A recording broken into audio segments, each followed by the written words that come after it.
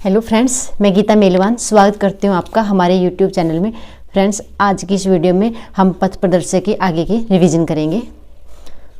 ये quick revision का third part है। इसमें फर्स्ट क्वेश्चन है हमारा, हम कहाँ शुरू करते हैं। No your customer. आपसे पहले पूछ सकते हैं केवाईसी की फुल फॉर्म बताइए। केवाईसी की फुल फॉर्म है नो योर कस्टमर। ये पॉलिसी अभी 2000 केवाईसी पॉलिसी जो 2022 है ना, इसमें कौन कौन सी गाइडलाइंस दी हुई हैं आरबीआई के द्वारा। इसमें है नो योर कस्टमर। नेक्स्ट है एएमएल, एंटी मनी लॉन्ड्रिंग। और क्या है इसमें, paradigm measure to counter terrorism financing. और है इसमें prevention of money laundering act 2002। इनके बारे में बोला गया है इसमें केवाईसी पॉलिसी 2022 में। ठीक है, तो नेक्स्ट है हमारा 4 की elements of KYC policy. KYC policy के 4 की एलिमेंट्स हैं, कौन कौन से हैं। सबसे पहले हमारा कैप, CAP, इसकी फुल फॉर्म भी आपसे पूछ सकते हैं। ये है हमारी customer acceptance policy. Customer acceptance policy क्या होती है कि जब हम बैंक किसी का अकाउंट ओपन करता है, तो ऐसे नहीं कि किसी का भी अकाउंट ओपन कर दिया, ठीक है, तो उसका वो एग्जिस्टेंस होना, उसका कुछ एग्जिस्टेंस होना चाहिए। जैसे कि एक पर्सन का अकाउंट खोल सकते हैं हम, ठीक है, कंपनी का अकाउंट खोल सकते हैं क्योंकि कंपनी को चलाने वाला है कोई कस्टमर, ठीक है। लेकिन ऐसे नहीं है कि किसी का भी कोई आएगा, कोई बेनामी प्रॉपर्टी का थोड़ी ना हम अकाउंट खोल देंगे। जैसे कोई आएगा कि कोई कहेगा कि हमारी गोट का अकाउंट खोल दो, ऐसे नहीं होता, ठीक है ना। तो इसके लिए क्या होता है, ये होता है हमारा कस्टमर एक्सेप्टेंस पॉलिसी। सबसे पहले आपको देखना पड़ेगा कि हाँ वो कस्टमर बनने के लायक है नहीं, ठीक है, उसका अकाउंट खोला जा सकता है नहीं। नेक्स्ट है हमारा रिस्क मैनेजमेंट। रिस्क मैनेजमेंट में है, हमने कस्टमर का अकाउंट तो खोल दिया, अब उसको उसका रिस्क डिफाइन करना है कि उसको लो कैटेगरी, हाई रिस्क या मीडियम रिस्क, कौन सी कैटेगरी के में रखेंगे उस अकाउंट को। ये आपको पता ही होगा कि रिस्क है जो हमारे 3 होते हैं, लो, मीडियम और हाई। लो में है जो हम केवाईसी कितने टाइम बाद लेते हैं, 10 साल बाद। मीडियम में 8 साल के बाद, और हाई में 2 साल के बाद। नेक्स्ट क्वेश्चन हमारा, नेक्स्ट पॉइंट है इसका, next element customer identification process. Customer को आइडेंटिफाई करना, ठीक है, कस्टमर जो डॉक्यूमेंट्स देता है, ठीक है, उसको आइडेंटिफाई करना कि वो सही भी हैं या कि वो जाली तो नहीं बना के ले आया। नेक्स्ट है हमारा एलिमेंट्स मॉनिटरिंग ऑफ ट्रांजैक्शन। इसके बाद सिर्फ अकाउंट खोल देना है, यहीं तक का काम नहीं है बैंक का। उसके बाद उसकी ट्रांजैक्शन की मॉनिटरिंग करना है कि उसके अकाउंट में पैसा आ रहा है। अगर आपको लगता है कि कोई सस्पिशियस ट्रांजैक्शन लगती है तो उसका भी ध्यान रखना। ये होता है हमारा मॉनिटरिंग ऑफ ट्रांजैक्शन। अब नेक्स्ट क्वेश्चन हमारा डिजिटल सिग्नेचर। डिजिटल सिग्नेचर होता क्या है, ऑथेंटिकेशन ऑफ डिजिटल सिग्नेचर है जो authentication of record of subscribers bye electronic means. जो सिग्नेचर हैं जो बाय इलेक्ट्रॉनिक मीन्स होते हैं ना, तो वो होते हैं हमारे डिजिटल सिग्नेचर। इलेक्ट्रॉनिक सिग्नेचर को कहते हैं हम डिजिटल सिग्नेचर। नेक्स्ट है हमारा UCIC की फुल फॉर्म क्या है। UCIC की फुल फॉर्म है unique customer identification code. Next question हमारा ट्रांजैक्शन। ट्रांजैक्शन क्या होता है। Transaction is mean a purchase, sale, loan, pledge, gift, transfer, delivery और अरेंजमेंट। देखो, जब कस्टमर बैंक के साथ कोई ट्रांजैक्शन करता है, ठीक है, कोई सेल की, कोई परचेज की, ठीक है, मान लो बिल परचेज कर रहा है, बिल सेल कर रहा है, लोन ले रहा है, ठीक है, कोई प्लेज रख रहा है, किसी को गिफ्ट के थ्रू कोई वाउचर ले रहा है, ठीक है, ट्रांसफ़र कर रहा है, तो ये सभी जो ट्रांजैक्शन करता है ना, इस टाइप के काम है ना जो सारे, वो क्या होती हैं, वो ट्रांजैक्शन कहेंगे इनको। नेक्स्ट है हमारा सस्पिशियस ट्रांजैक्शन। सस्पिशियस ट्रांजैक्शन क्या होता है हमारा। Suspicious transaction is which include attempt transaction acting in good faith or not। Suspicious transaction ऐसी ट्रांजैक्शन होती हैं जो फ्रॉड के पर्पज से होते हैं, लीगली वैलिड नहीं होती, ठीक है। वो कस्टमर या तो गुड फेथ में करना चाहेगा या गुड फेथ में नहीं करना चाहेगा, ठीक है। मतलब इस टाइप की ट्रांजैक्शन जो लीगली वैलिड नहीं होती हमारी सस्पिशियस ट्रांजैक्शन, जिन पे हमें कोई डाउट है कि पैसा कहाँ से आ रहा है, कहाँ जा रहा है, ठीक है, इस कस्टमर के पास इस अकाउंट में इतना पैसा कहाँ से आ गया। इस टाइप की सारी ट्रांजैक्शन है सस्पिशियस ट्रांजैक्शन। नेक्स्ट हमारा OVD की आपसे फुल फॉर्म भी पूछ सकते हैं, officially valid documents. Official valid documents कितने होते हैं, ये हमारे पास 6 हैं। आपसे क्वेश्चन ये भी पूछ सकते हैं, क्या पेन है, जो पेन कार्ड है, क्या वो OVD है पहले था, अब ये हट गया है ओवीडी से। तो हमारे 6 ओवीडी कौन कौन से हैं? सबसे पहले हमारा passport, driving licence, Aadhaar, NREGA job card और वोटर आईडी, और एक letter issued by national population register, ठीक है, जिसमें उसके एड्रेस का प्रूफ होता है। नेक्स्ट क्वेश्चन हमारा यूटिलिटी बिल है। जो हमारा यूटिलिटी बिल, एक तो ये यूटिलिटी बिल होते क्या हैं, एक क्वेश्चन तो आ सकता है आपके पास, और एक ये है कि यूटिलिटी बिल है जो कितने टाइम से ज़्यादा पुराना नहीं होना चाहिए। ये सिर्फ 2 महीने का वैलिड होता है। अगर हमारे पास ओवीडी नहीं होते ना, तो अकाउंट खुलवाने के लिए हम यूटिलिटी बिल दे सकते हैं जो 2 महीने से ज़्यादा पुराना नहीं होना चाहिए। यूटिलिटी बिल कौन कौन से होते हैं? Electricity bill, telephone bill, post paid mobile phone bill, piped gas bill, water bill etcetera. Next question हमारा पीपीओ, आपसे पूछ सकते हैं पीपीओ की full form, pension payment order. Next हमारा वीसीआईपी, इसकी फुल फॉर्म भी पूछ सकते हैं हम, video based customer identification process, ठीक है। तो ये कैसे की जाती है? ये डिजिटल टेक्नोलॉजी के थ्रू की जाती है। क्या? Video based customer identification process. Next question हमारा कि कस्टमर कौन है, ठीक है। Customer is who financial dealing और फाइनेंशियल एक्टिविटी, जो कि फाइनेंशियल डीलिंग या फिर फाइनेंशियल एक्टिविटी बैंक के साथ करता है, वो होता है हमारा कस्टमर, ठीक है। वॉक इन कस्टमर कौन होता है? Customer not have a account based relationship, जिसकी बैंक के साथ, ये देखो, वॉक इन कस्टमर होता है जिसका बैंक के साथ अकाउंट नहीं होता, ठीक है, वो किसी और काम से आता है उसका, लेकिन उसका अकाउंट बैंक के साथ नहीं होता, ठीक है, वो होता है हमारा walk in customer. Next question हमारा non face to face customer कौन होता है? ऐसा कस्टमर जो कि ब्रांच में, जिसने अपना अकाउंट ब्रांच में आके ओपन नहीं करवाया, ठीक है, तो जैसे इलेक्ट्रॉनिक मीन्स के थ्रू उसने अपना अकाउंट ओपन करवाया है, ठीक है, तो वो हो गया हमारा non face to face customer. Next question हमारा फटका, FATCA, इसकी फुल फॉर्म क्या है? फटका की फुल फॉर्म होती है हमारी foreign account tax compliance act. Next question हमारा CRS की फुल फॉर्म क्या है? Common reporting standard. नेक्स्ट हमारा PEP की फुल फॉर्म क्या होती है? Politically exposed person. Politically expose person होते हैं जिनकी नेटवर्थ हाई होती है। नेक्स्ट क्वेश्चन हमारा, ये होते हैं जो हाई रिस्क कैटेगरी में रखे जाते हैं, ठीक है, politically expose person. Next question हमारा वायर ट्रांसफ़र क्या होता है? ऐसी ट्रांसफ़र थ्रू इलेक्ट्रॉनिक मीन्स, जो कि इलेक्ट्रॉनिक मीन्स के थ्रू होती है, उसको कहते हैं हम वायर ट्रांसफ़र। नेक्स्ट हमारा डोमेस्टिक वायर ट्रांसफ़र, जो देखो, जो ट्रांजैक्शन विद इन कंट्री के बैंकों के थ्रू, बैंकों के बीच कंट्री के अंदर ही होती है, उसको कहेंगे हम डोमेस्टिक वायर ट्रांसफ़र। जो ट्रांजैक्शन आउट ऑफ कंट्री, ठीक है, उस जो कंट्री के बाहर भी होते हैं, जो ट्रांजैक्शन बैंक कंट्री के बाहर करते हैं, ठीक है, वो होती है हमारी क्रॉस बॉर्डर वायर ट्रांसफ़र। मतलब जो ट्रांजैक्शन बॉर्डर को क्रॉस करे, वो हो गया हमारी cross border wire transaction. Next question हमारा AML, इसकी फुल फॉर्म पूछ सकते हैं आपसे। PMLA की फुल फॉर्म पूछ सकते हैं। AML की फुल फॉर्म है एंटी मनी लॉन्ड्रिंग, और एंटी मनी लॉन्ड्रिंग होता है किसी अवैध, ठीक है, पैसे को कमा के लीगली वैध बनाना, ठीक है, उसको मतलब कि 2 नंबर का पैसा है उसको ब्लैक मनी से वाइट मनी में बदलना, इसको कहेंगे हम एंटी मनी लॉन्ड्रिंग। और PMLA की फुल फॉर्म है prevention of money laundering act, ठीक है, इसके अकॉर्डिंग क्या है, जो एंटी मनी लॉन्ड्रिंग है इसको रोकना। PMLA है जो कब आया था? 2002 में, ये एक्ट 2002 में बना था।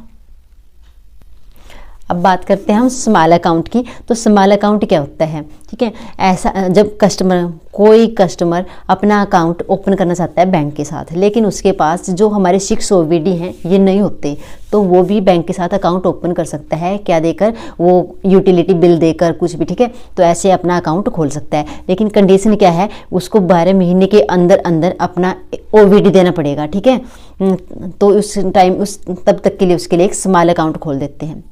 अगर वो उसको टाइम दिया जाता है 12 महीने के अंदर उसने ये प्रूफ दिखाना होता है कि मैंने OVD के लिए अप्लाई कर दिया है, ठीक है, तो फिर उसका अकाउंट 12 महीने के लिए और चलेगा और 12 महीने का वेट किया जाएगा, ठीक है।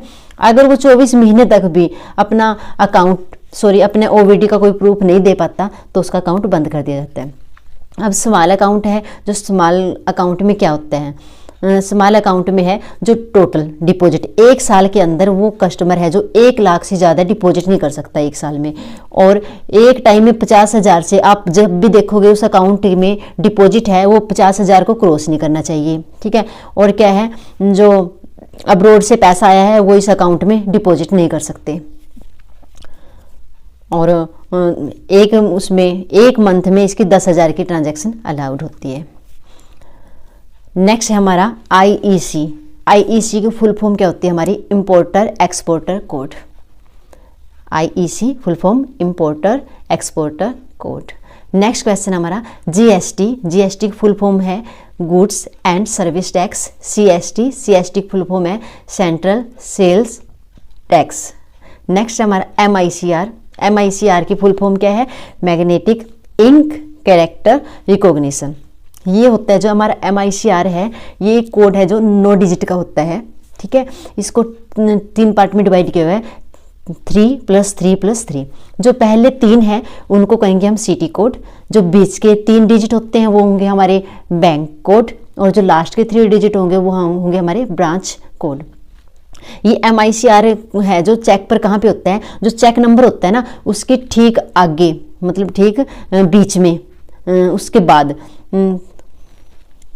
ये होता है हमारा 9 डिजिट का, ठीक है। तुम देखो आप इसको याद करने का बिल्कुल आसान तरीका है। देखो पहले होगा सिटी, शहर, शहर के अंदर होगा बैंक, बैंक के अंदर होगा ब्रांच, समझ रहे हैं ना, ठीक है। तो सिटी, तो सबसे पहले आ गया सिटी, जब सिटी होगी तभी तो बैंक होगा, ठीक है। जब बैंक होगा तभी तो उसकी ब्रांच होगी, तो ऐसे आप याद कर सकते हो। पहले आया सिटी, सिटी के अंदर हुआ बैंक, बैंक के अंदर हुई ब्रांच, तो पहले सिटी 3, आगे वाले बैंक के 3 और आगे वाले ब्रांच के 3, ऐसे आप इसको याद कर सकते हो। नेक्स्ट क्वेश्चन हमारा वैट। वीएटी की फुल फॉर्म क्या होती है, वैल्यू एडिड टैक्स। नेक्स्ट हमारा हाउ, HUF, ठीक है। HUF की फुल फॉर्म है हिंदू अनडिवाइडेड फैमिली। इसका जो हेड होता है उसको कहते हैं कर्ता, ठीक है। कर्ता कौन होता है, ये मेल भी हो सकता है फीमेल भी हो सकता है, बस कंडीशन ये है कि वो फैमिली का एल्डेस्ट पर्सन होना चाहिए, और बाकी मेंबर हैं वो को पार्टनर होते हैं इसके हक के, ठीक है। सॉरी, जो ये है करता है वो फैमिली, सॉरी हफ से फैमिली के वेलफेयर के लिए उसकी लोन भी ले सकता है प्रॉपर्टी पर, ठीक है। उनके ओर से साइन कर सकता है, वो सारे डिसीजन लेने का राइट है कर्ता को। नेक्स्ट क्वेश्चन हमारा procedure for opening foreign students account. Foreign students account को खोलने की प्रोसीजर क्या है, ठीक है। तो क्या है, इसके लिए आप NRO अकाउंट ओपन कर सकते हैं, नॉन रेजिडेंट ऑर्डिनरी। अब इसके लिए क्या चाहिए होता है, स्टूडेंट्स का पासपोर्ट चाहिए होता है, proof of identity and address of his country, उसकी कंट्री का प्रूफ चाहिए कि वह किस, सॉरी आइडेंटिटी चाहिए और उसके एड्रेस चाहिए कि वो किस कंट्री से बिलोंग करता है। तो ऐसे, और 30 दिन के अंदर अंदर उसको लोकल एड्रेस जहाँ पे वो रह रहा है उसके लोकल एड्रेस का डिक्लेरेशन देना होता है कि मैं यहाँ पे रह रहा हूँ, ठीक है, उसका प्रूफ देना होगा उसको। उसके बाद क्या है, फॉरेन रेमिटेंस है जो इस अकाउंट में कितने तक का कर सकते हैं, $1,000 का, और डिपॉजिट कितना हो सकता है इसमें, 50,000। नेक्स्ट क्वेश्चन हमारा FIU। FIU की फुल फॉर्म क्या होती है, फाइनेंशियल इंटेलिजेंस यूनिट इंडिया, ठीक है। तो देखो इसमें फाइनेंशियल इंटेलिजेंट यूनिट इंडिया की है जो, इसको ये देखना होता है जैसे कि क्या सस्पिशियस ट्रांजैक्शन हो गई, इन सब का ध्यान रखना होता है, इनके बारे में आगे बताना होता है। देखो कौन कौन सी हैं जो रिपोर्ट हमें FIU को देनी होती है। CTR, फर्स्ट हमारी CTR की फुल फॉर्म आपसे पूछ सकते हैं, कैश ट्रांजैक्शन रिपोर्ट, ठीक है। तो इसमें क्या होता है, अगर 10 lakh cash deposit more than 10 lakh, अगर 10 लाख से ज़्यादा कस्टमर का मंथली डिपॉजिट आ रहा है तो इसकी रिपोर्ट किसको देनी होती है, बैंक को, FIU को देनी होती है। कब तक, जैसे ये जनवरी के महीने में आया है, उसका 10 लाख से ज़्यादा डिपॉजिट हो गया है तो उसको फरवरी की 15 तारीख तक ये रिपोर्ट FIU को देनी है, मतलब नेक्स्ट महीने के 15 दिन के अंदर अंदर 15 तारीख तक FIU को ये रिपोर्ट देनी है। नेक्स्ट है हमारा STR। STR में क्या है, सस्पिशियस ट्रांजैक्शन रिपोर्ट। इसमें कैश की कोई लिमिट नहीं है कि इतना कैश आएगा तभी हम ये देखेंगे। इसमें उसको भी जिस पर आपको डाउट है ऐसी ट्रांजैक्शन इसमें आएंगी, और अगर कोई मतलब उसने ट्रांजैक्शन करने की कोशिश की लेकिन वो फेल होगी, उस ट्रांजैक्शन की रिपोर्ट भी आपको बैंक को फाइनेंशियल FIU को देनी है। कब तक, जब आपको पता चल जाए कि सस्पिशियस ट्रांजैक्शन, जब आपको पता चले उसके बाद 7 दिनों के अंदर अंदर आपने FIU को देनी है। नेक्स्ट हमारा CCR की फुल फॉर्म है हमारी काउंटरफीट करेंसी रिपोर्ट। इसका मतलब है जाली नोट। बैंक इससे डील करते ही रहते हैं, जाली नोट आते रहते हैं, ठीक है। तो इसमें क्या है, बैंक को ये रिपोर्ट, अगर उसके पास जाली नोट आते हैं, मान लो एक टाइम में उसके पास पाँच आ गए, ठीक है, तो 5 नग आ गए, तो ऐसे में उसने अपनी ये रिपोर्ट है जो FIU को देनी है, और कब तक, नेक्स्ट मंथ की 15 तारीख तक। नेक्स्ट है हमारा NTR, non profit organisation transaction report, ठीक है। तो इसमें क्या है, ट्रांजैक्शन इन फॉरेन करेंसी, अगर फॉरेन करेंसी में ट्रांजैक्शन 10 लाख से ज़्यादा है तो क्या है, इसकी रिपोर्ट FIU को देनी है बैंकों को, कब, नेक्स्ट मंथ की 15 तारीख तक। नेक्स्ट है हमारा CWTR, cross border wire transaction report.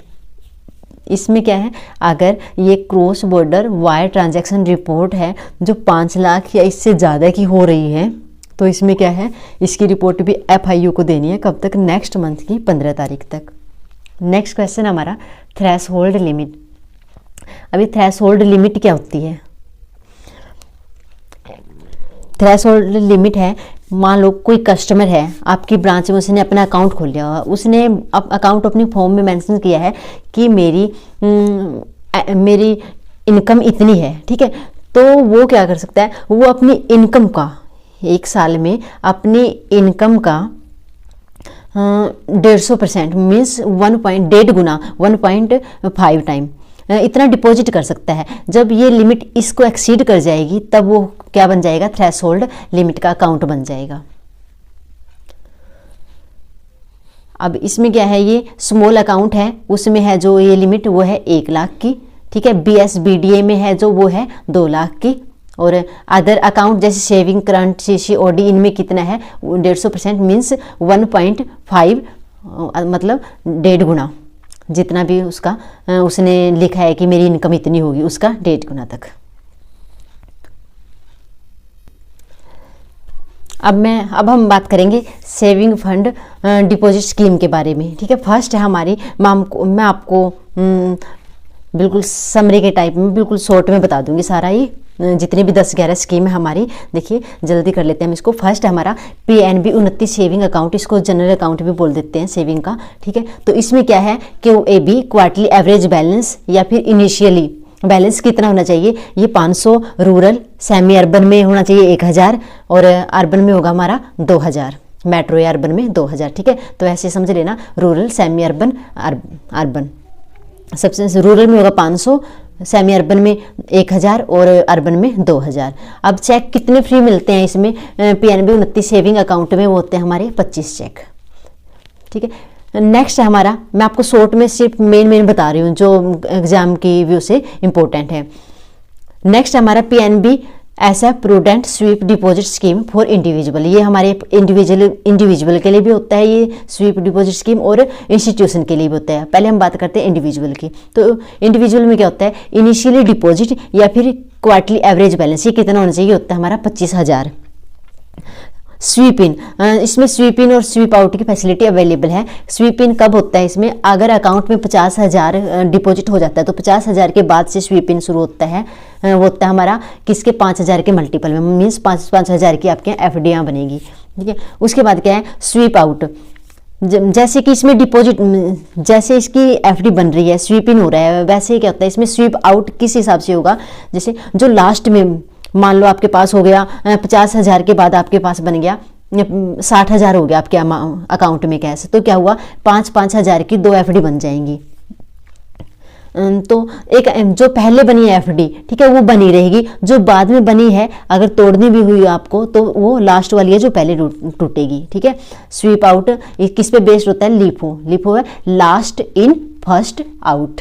जो लास्ट में बना था ना एफडी, वो फर्स्ट आउट होगी, मतलब पहले वही टूटेगी जो लास्ट में बनी थी, ठीक है। नेक्स्ट है हमारा PNB SF prudent sweep deposit scheme for institutions. इसमें क्या होता है? इनिशियली डिपॉजिट या फिर क्या हुए भी, ये कितना होता है? इसमें 1 लाख होता है। इंडिविजुअल में कितना था? 25,000 था। इसमें कितना होगा? 1 लाख। और स्वीप इन और स्वीप आउट की फैसिलिटी इसमें भी है। उसी किस बेस्ड पे है? लिफो के बेस्ड पे है, लास्ट इन फर्स्ट आउट।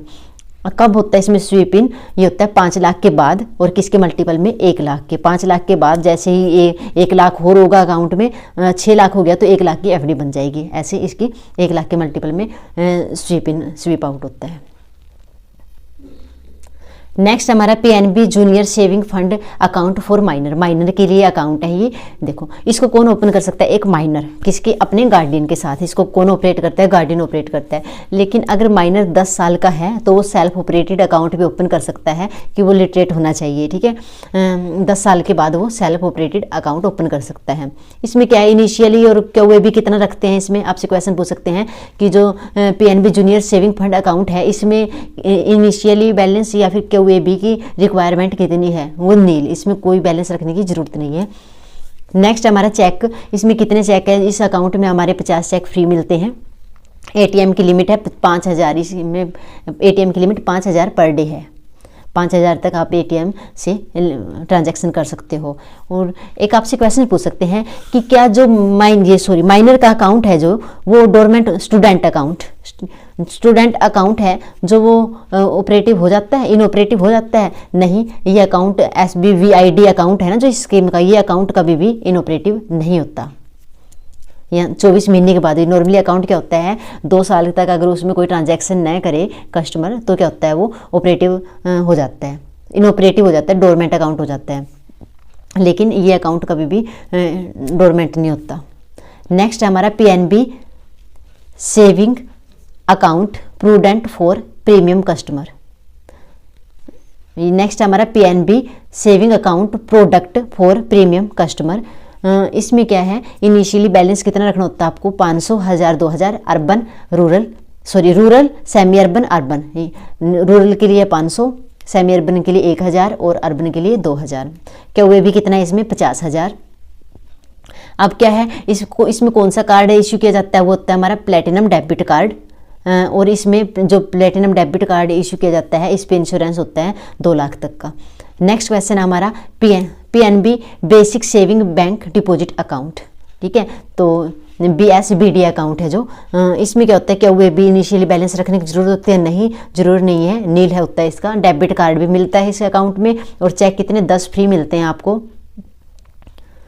अगर अब बात आती है BSBD अकाउंट है ना जिस कस्टमर का, ठीक है, तो वो कोई और जनरल अकाउंट ओपन नहीं कर सकता। अगर आप बाद में पता चलता है कि उसका जिसने BSBD अकाउंट ओपन किया है उसने एक SP जैन अकाउंट भी ओपन कर रखा है, तो क्या होता है कि उसको 30 दिनों के अंदर अंदर अपना दूसरा अकाउंट बंद करना होता है। एक ही अकाउंट वो रख सकता है, या BSBD रख ले या फिर SP जैन अकाउंट रख लो। नेक्स्ट है हमारा PNB power saving account. PNB power saving account है जो हमारा, वो कौन ओपन कर सकता है? इसको फीमेल कस्टमर ही ओपन कर सकता है, ठीक है। इसमें क्या हुए भी इनिशियली बैलेंस कितना होता है? ये क्या हुए भी इनिशियल ये कितना रखना होता है? रूरल में होता है हमारा 500, सेमी अर्बन में 1000 और अर्बन में 2000। SMS फ्री होते हैं इसमें पीएनबी पावर सेविंग अकाउंट में। चेक कितने मिलते हैं इसमें? 50। प्लेटिनम डेबिट कार्ड कौन सा होता है इसमें? इसमें कार्ड कौन सा मिलता है? प्लेटिनम डेबिट कार्ड, और जिसकी लिमिट कितनी होती है? 50,000। और इंश्योरेंस कब कहाँ कितना बनता है इसका? 2 लाख से 5 लाख टर्म्स एंड कंडीशन के अकॉर्डिंग। ये टर्म और कंडीशन पर बेस्ड है कि उसका इंश्योरेंस 2 लाख का है, 5 लाख का है। स्वीप की फैसिलिटी भी है 1 लाख के बाद 10,000 के मल्टीपल में। नेक्स्ट है हमारा पीएनबी सम्मान सेविंग अकाउंट। जो पीएनबी सम्मान सेविंग अकाउंट है ये किसके लिए होता है? पेंशनर के लिए होता है। जॉइंट अकाउंट भी ओपन कर सकते हैं, किसके साथ? Only with his her spouse.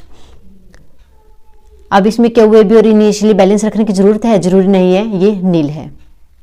Last time previous year question में आया हुआ था कि पीएनबी सम्मान सेविंग अकाउंट में जो मैसेज एसएमएस हैं क्या इस पर चार्ज लगता है? नहीं, इस पर कोई चार्ज नहीं लगता। ठीक है, ये ध्यान रखना। आप चेक हैं इसमें 50 मिलते हैं। इसमें कौन सा कार्ड मिलता है? RuPay debit card. इसमें ओडी की फैसिलिटी भी अवेलेबल है। कितनी ओडी कितनी मिल सकती है पीएनबी सम्मान सेविंग अकाउंट में? 1 लाख या फिर जो उसकी मंथली सैलरी है उसका 4 गुना, इनमें से जो भी ज़्यादा हो। या तो 1 लाख, अगर 1 लाख ज़्यादा तो 1 लाख, या फिर उसका 4 गुना जो भी ज़्यादा होगा। नेक्स्ट स्कीम है हमारी PNB my salary account. PNB my salary account है, इसके वेरिएंट होते हैं। इसमें सबसे पहले तो इसमें इनिशियली के हुए भी रखना जरूरी है, इनिशियली बैलेंस, या फिर के हुए भी नो नील होता है इसका। अब इसके वेरिएंट है हमारे कितने टाइप हैं? Bronze, silver, golden, premium, platinum. अब ये सैलरी पे बेस्ड हैं। कैसे? जो ब्रॉन्ज है उसमें कितनी होती है सैलरी? 10,000। सिल्वर में 10,000 1 से 25,000 तक। आगे गोल्डन में 25,000 1 से 75,000। प्रीमियम में 75,000 1 से 1.5 लाख। और प्लेटिनम में 1.5 लाख से ऊपर। ये इतना इंपॉर्टेंट नहीं है, ठीक है, ये वाले कि सैलरी के कितनी सैलरी होती है इसमें। बस ये है कि इसके टाइप हैं। ये टाइप कई बार ये पूछ लेते हैं टाइप किस में से कौन से टाइप हैं इसके। एक और दे देते हैं कि बोल देते हैं कि इसमें से कौन सा इसका टाइप नहीं है। इसमें चेक कितने होते हैं? ब्रॉन्ज में 20, ये फ्री होते हैं चेक कितने, ठीक है। इसमें 20 मिलते हैं, सिल्वर में 40 मिलते हैं, गोल्डन में 50, प्रीमियम में 100 और प्लेटिनम में अनलिमिटेड है, कोई लिमिट नहीं, जितना मर्जी ले सकता है कस्टमर। इंश्योरेंस भी होता है इसमें। पीएनबी माई सैलरी अकाउंट में इंश्योरेंस होता है। जो ब्रॉन्ज है इसमें 10 लाख का, और ये सारी वेरिएंट है ना, सिल्वर, गोल्डन, प्रीमियम, प्लेटिनम, इसमें 20 लाख का। नेक्स्ट स्कीम हमारी वो है हमारी पीएनबी रक्षक प्लस। अब लास्ट टाइम क्वेश्चन में आया हुआ था पीएनबी रक्षक प्लस है जो स्कीम, इसमें कौन कौन है, ठीक है। तो बस आपको ये पता होना चाहिए कि पीएनबी रक्षक प्लस स्कीम है, इसके लिए कौन कौन एलिजिबल है, कौन कौन ओपन कर सकते हैं। और इसमें इनिशियली के हुए भी कितना होता है, कोई ज़रूरी नहीं रखना, नील होता है। एसएमएस भी इसमें कोई चार्ज फ्री होते हैं। कौन ओपन कर सकता है इसको? Defence personnel, BSF, CRPF, CISF, ITBP, state police force, metro police, RAW, IB, CBI etcetera, ये सभी इस अकाउंट को ओपन कर सकते हैं। कई बार ऐसे क्वेश्चन आ जाता है कि कौन है जो पीएनबी रक्षक प्लस है जो किसके लिए नहीं है, तो आपको ये देंगे, एक कोड दे देंगे जो नहीं होता, ठीक है, आपको सिलेक्ट करना है। अब पर्सनल, इसमें क्या है, इंश्योरेंस भी कवर है इसमें। क्या, कौन सा? पर्सनल एक्सीडेंटल इंश्योरेंस है जो, वो कितना है? वो 50 लाख तक का है। और जो एयर एक्सीडेंटल इंश्योरेंस है वो कितने तक का है? 1 करोड़ का है। आपको ध्यान रखना है ये दोनों। ये पर्सनल एक्सीडेंटल इंश्योरेंस में 50 लाख है इसमें, किसमें? पीएनबी रक्षक में। और एयर एक्सीडेंटल इंश्योरेंस है इसमें कितने का है? ये 1 करोड़ का है। नेक्स्ट है हमारा पीएनबी सिलेक्ट सेविंग अकाउंट। इसमें क्या होता है? देखो, इसमें एज की लिमिट है, कौन कितनी एज तक का खोल सकता है इसको? 25 से 40 तक का, ठीक है। क्या वो भी कितना होता है पीएनबी सिलेक्ट अकाउंट में? ये होता है हमारा 5,000। क्वार्टरली एवरेज बैलेंस हमें 5,000 रखना होता है। क्या वर्ल्ड ट्रैवल कार्ड भी इशू किया जाता है इसमें। पीएनबी सिलेक्ट सेविंग अकाउंट है, इसमें वर्ल्ड ट्रैवल कार्ड भी फ्री में इशू किया जाता है। चेक कितने फ्री मिलते हैं? 25। और कार्ड, इसको डेबिट कार्ड कौन सा मिलता है? RuPay international platinum debit card. इसमें इंश्योरेंस 2 लाख तक का कवर होता है। स्कीम कोड क्या है इसका? इसको स्कीम कोड क्या है? इसको ओपन करते हैं, SBSLT। नेक्स्ट हमारा नेक्स्ट स्कीम है जो वो हमारी पीएनबी एलिट SF स्कीम। देखो, इसके वेरिएंट है, इसके 4 वेरिएंट है। Premium, executive, great, royal. Premium है जो SBPRM है इसका कोड। एग्जीक्यूटिव है जो SBELE, ग्रेट का है SBELG, रॉयल का है SBLRE।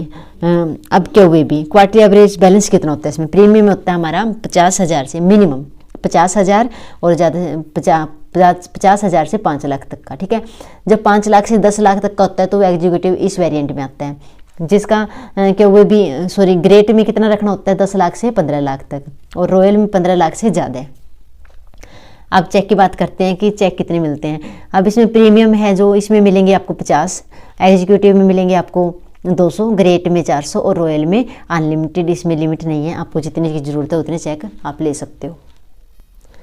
नेक्स्ट स्कीम हमारी पीएनबी आरोग्य। आपसे पूछ सकते हैं पीएनबी आरोग्य कौन सी स्कीम है। ये सेविंग डिपॉजिट अकाउंट से रिलेटेड स्कीम है, ठीक है। इसमें एज की लिमिट कितना है, 60 साल तक के हैं जो कस्टमर, वो इसको पीएनबी आरोग्य को ओपन कर सकते हैं। इसमें क्वार्टरली एवरेज बैलेंस कितना रखना होता है, 500, 1000, 2000 रूरल के लिए, सेमी अर्बन के लिए, अर्बन के लिए। रूरल के लिए होता है 500, सेमी अर्बन के लिए 1000 और अर्बन के लिए, अर्बन मैटर हो गया 2000। अब इसमें चेक भी मिलते हैं, 25 चेक फ्री मिलते हैं पीएनबी आरोग्य में। नेक्स्ट स्कीम है हमारी पीएनबी ट्विन। पीएनबी ट्विन है जो, ये किस नाम, इस मतलब किसके लिए है ये, सेविंग अकाउंट और करंट अकाउंट दोनों, ठीक है। इस स्कीम के अंडर कस्टमर के करंट अकाउंट और सेविंग अकाउंट दोनों ओपन किए जाते हैं।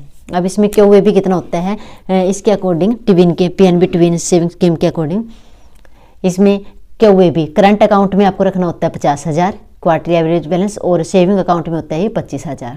इसमें चेक करंट अकाउंट है, इसमें लिमिट नहीं है, चेक की जितनी आपको जरूरत उतने चेक मिल जाते हैं, और जो सेविंग अकाउंट है उसमें 50,000 होते हैं। तो फ्रेंड्स ये थी हमारी सेविंग डिपॉजिट स्कीम्स, जिनको मैंने आपको शॉर्ट में बता दिया है, जो कि एग्जाम के व्यू से इम्पोर्टेंट थे। आप इनको अच्छे से रिवाइज कर लें। Thank you.